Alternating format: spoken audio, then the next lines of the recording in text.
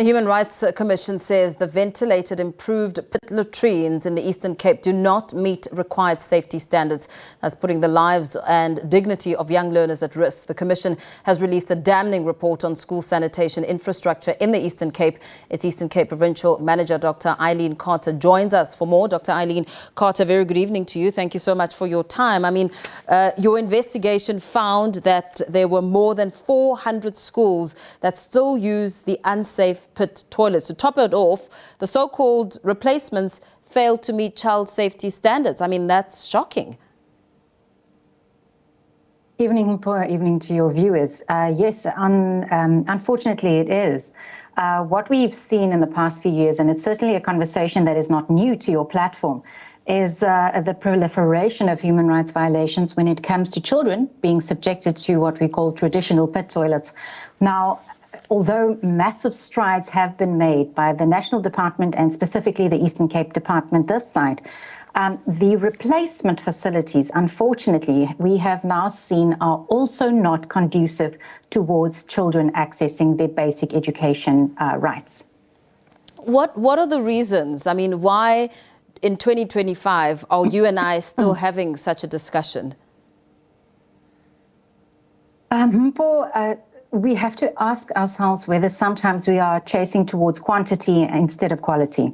So what we found in terms of the VIP pit latrines, what we need to underscore, though, is that these latrines are recognized sanitation facilities by the World Health Organization as well.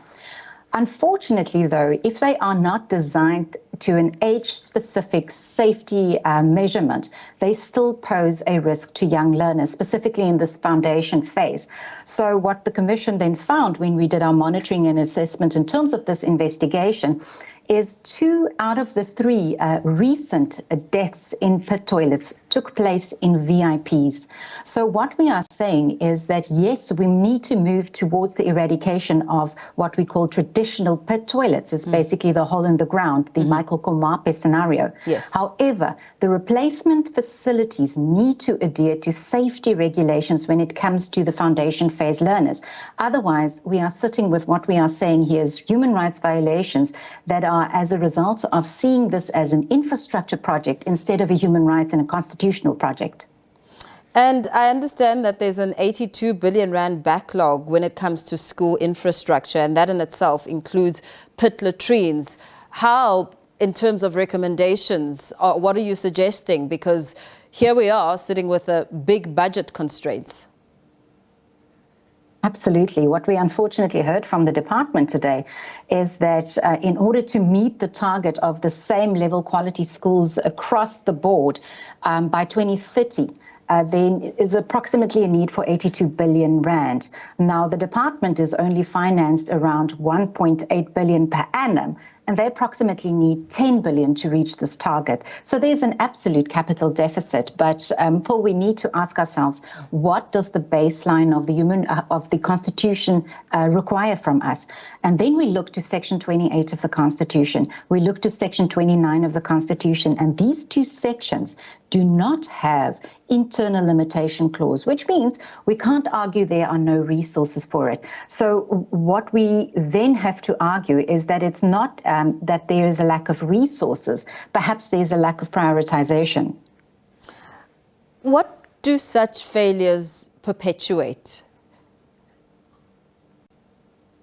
It is a systemic perpetuation of human rights violations, and unfortunately, again, it affects our most vulnerable communities in the rural areas.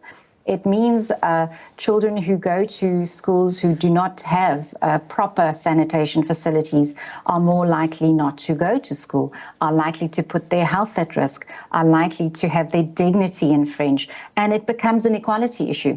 In the urban areas, we're certainly not sitting with the same issues that we are sitting with in the rural areas, which then becomes a discriminatory lens through which we look at the infrastructure concerns of the province and also the country.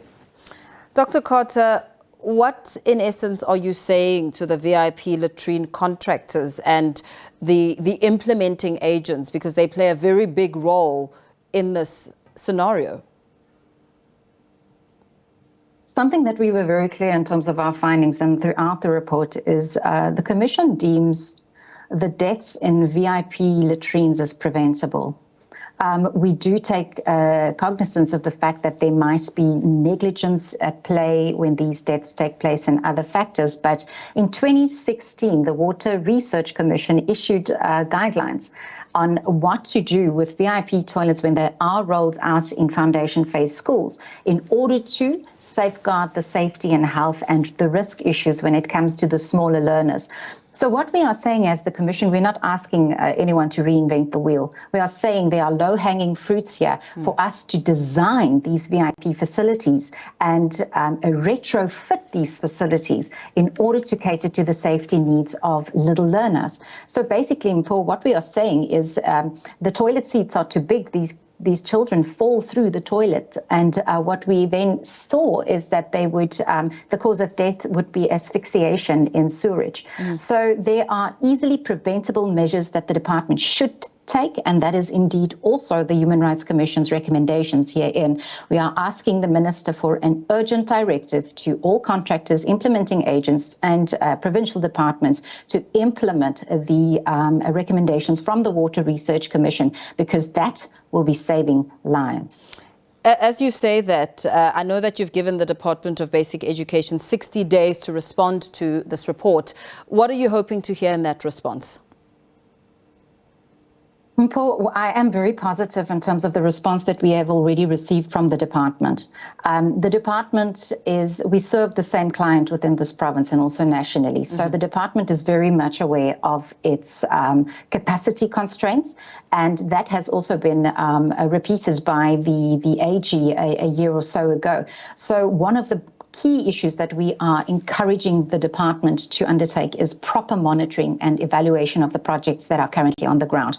We are also asking that certificates be issued once these VIPs are rolled out and the latrines are rolled out in foundation phase areas, so that they can assure the schools, the parents, the SGBs and the department themselves that the children will not be put at risk when they enter these facilities.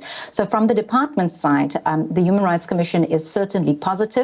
We also had the chairperson of the Portfolio Committee of Education within the province at the launch today.